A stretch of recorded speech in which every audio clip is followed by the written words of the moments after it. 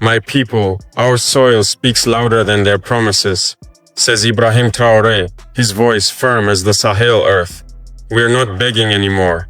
We're building a future with our own hands. Can you hear it? July 2025. The dry fields near Bobo Dioulasso, Burkina Faso, tremble under the blazing Sahel sun. It's not war, not an earthquake, it's the sound of hope rolling in on wheels, a convoy of red tractors, shining like fire. In the golden light, roars into a small village, kicking up clouds of dust. These aren't charity handouts or loans tied with hidden chains. They are earned paid for by Burkina Faso's own sweat, vision, and courage. While the world's big powers sit in glass towers, scrolling past yet another headline about Africa's struggles, two underdog nations Burkina Faso and Bangladesh strike a deal that sends shockwaves from dusty fields to global boardrooms. This is the Cotton Rebellion, and it's not just about cotton. It's about weaving pride, dignity, and freedom into every fiber.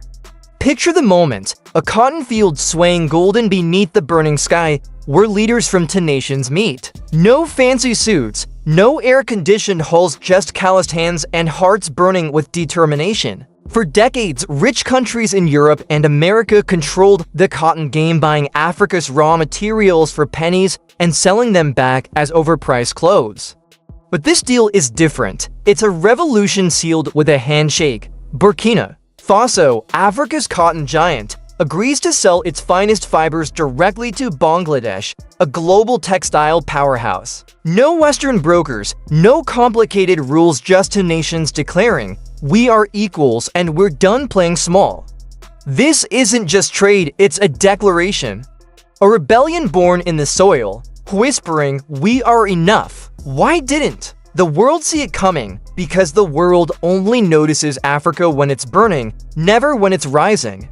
In July 2025, while Western media chases the next crisis, Al Jazeera reports a historic deal shaking the global order. Burkina Faso's farmers gain a steady market and better profits, while Bangladesh secures top-quality cotton for its buzzing factories.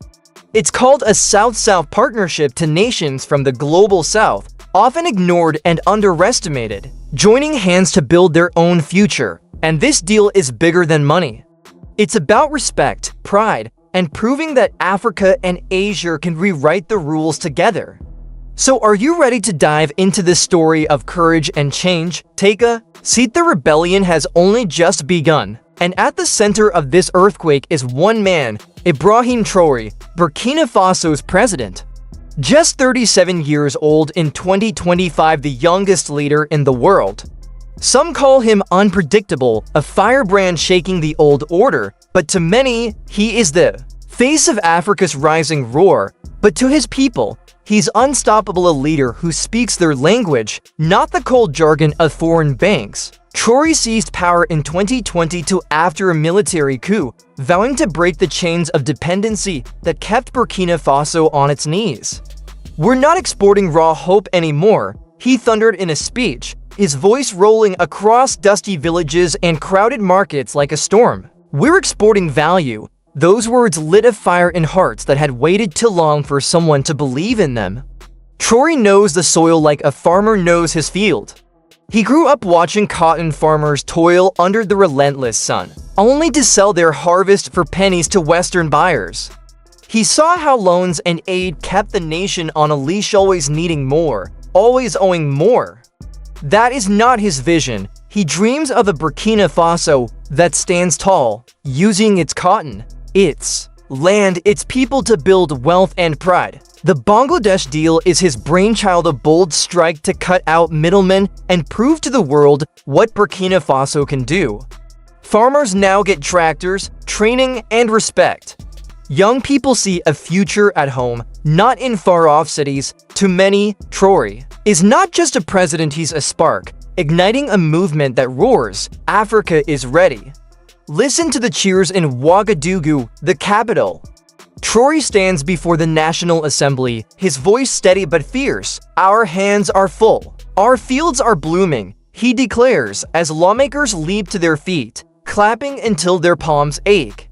In villages, farmers whisper his name like a prayer, calling him the leader who listens to the soil, not the banks. In cities, young people huddle around cracked phone screens, sharing his speeches with eyes bright from dreams of a nation that bows to no one. Traoré isn't chasing headlines or foreign applause.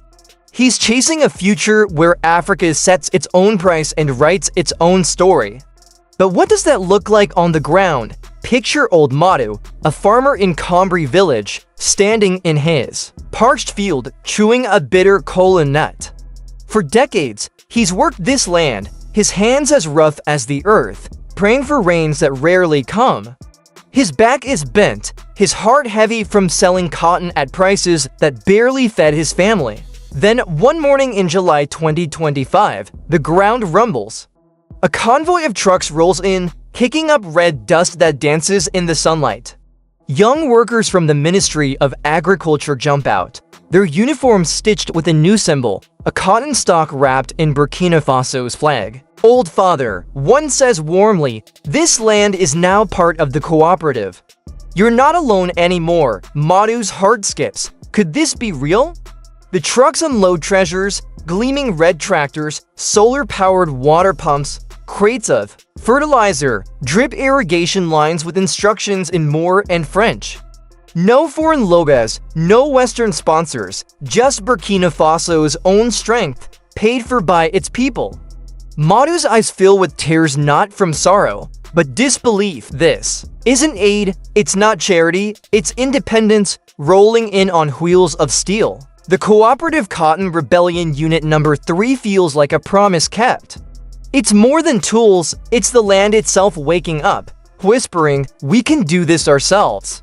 That night, Combri's villagers gather beneath a mango tree, the air heavy with the scent of tea and hope. Awa, Madu's granddaughter, tugs at his sleeve, her eyes wide. "Grandfather, why now? Why are they helping us now?" Madu smiles, his voice steady as the earth beneath his feet. "Because we have a leader who knows the soil speaks louder than debt."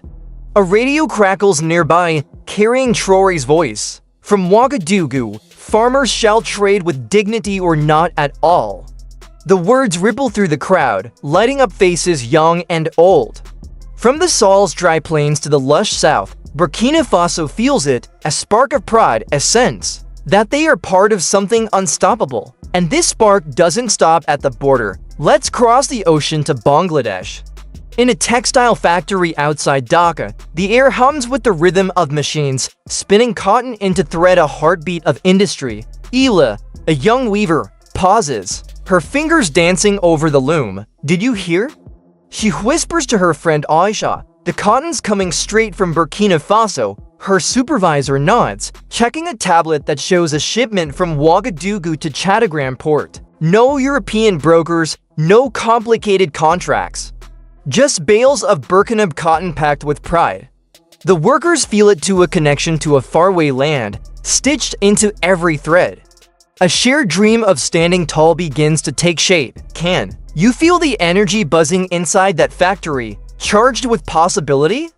At Bangladesh's Ministry of Commerce, Trade Minister Jamil Rahman studies a map, a bold red line linking Dhaka to Ouagadougou. "This isn't just cotton," he says, his voice steady yet electric. "This is strategy." Traoré has sent a team of young experts, farmers, scientists, and engineers fluent in both English and Bengali to Dhaka. They're not just here to sell cotton. They're building a partnership. They exchange ideas on irrigation and pest control while Bangladesh shares its expertise in textile production and climate-smart agriculture. The room hums with excitement, as if this deal has woven the two nations into a single fabric. Have you ever witnessed a plan this daring, stitching dreams across continents? Back in the factory, Ila and her co-workers speak as they weave. "This cotton feels different," she whispers, her eyes alight with wonder. "It's like we're part of something greater." Every thread carries a story, from African farmers who refuse to be undervalued to a nation reclaiming its worth. Labels on the finished cloth proudly declare, "Cotton of freedom, woven with honor." These aren't empty words, but a promise avow that Bangladesh and Burkina Faso are not mere suppliers of cheap labor. They are partners, innovators, and architects of a new future. The whispers in the factory spread quickly, carrying hope that this is only the beginning. This deal is more than cotton, it is a bridge between two worlds. Burkina Faso and Bangladesh pledge to exchange not just goods, but knowledge, dreams, and resilience. Farmers in Burkina Faso learn improved irrigation methods and eco-friendly pest control, while Bangladesh gains insights into growing cotton that thrives under harsh conditions. Student exchange programs are set in motion, disaster relief strategies are drafted, and even discussions on joint military training for UN peacekeeping missions begin. This isn't a one-sided agreement, it is two nations standing as equals, determined to shape the future together. Can you feel the power of that unity? In Burkina Faso, change is immediate. Farmers like Madu earn more by selling directly to Bangladesh, cutting out middlemen who once drained their profits. Young entrepreneurs open cotton processing hubs, using locally built apps to track sales and prices. Clothes made from Burkina cotton now carry proud labels that broadcast their origin to the world. In Bangladesh, factories launch free thread a fashion line merging African cotton with Asian craftsmanship that sells out across Europe in just 72 hours. Together, they prove the global south can compete on its own terms. This isn't just trade, it's a dream woven into reality, thread by thread, bale by bale. And the world is watching, even if silently. Other nations, Mali, Benin, even India and Egypt, begin asking, can we join too? The deal shows that the global south doesn't need Western approval to succeed. They can set their own prices, write their own rules, and build their own markets. What began as a spark now threatens to ignite a continent, perhaps the world. Farmers in Burkina Faso and workers in Bangladesh aren't just trading goods, they're trading hope. Together, they prove that two nations can rewrite the game. Across Africa and Asia, people dare to dream bigger. If they can do this, what's next? In Burkina Faso's northern Yatonga province, the impact is felt in everyday life. Once, the rains would paralyze everything. Dirt roads turned into rivers of mud, trapping farmers with their harvests, stranding mothers with sick children, and halting ambulances before they could arrive. Villagers used to say, when the roads vanish, so do our hopes. In 2025, hope roars back to life. Construction crews and local workers, trained through Traoré's national program, begin paving 1,500 kilometers of roads not with World Bank loans, but with Burkina Faso's own money. These roads stitch together villages, markets, clinics, and dreams, pumping life into places forgotten for too long. Can you picture the transformation? Roads stretching like veins across the land, carrying promise with every turn. At a dusty roadside stop, Fatty Marta, her overall stained with grease, repairs a solar-powered machine. Once trapped in a Moroccan sweatshop earning pennies for her family, she now builds her nation's future. I used to dream of leaving, she says, wiping her hands with quiet pride. Now I'm building Burkina Faso. Her words are steady as the asphalt she helps lay, uncheckable, like the roads themselves.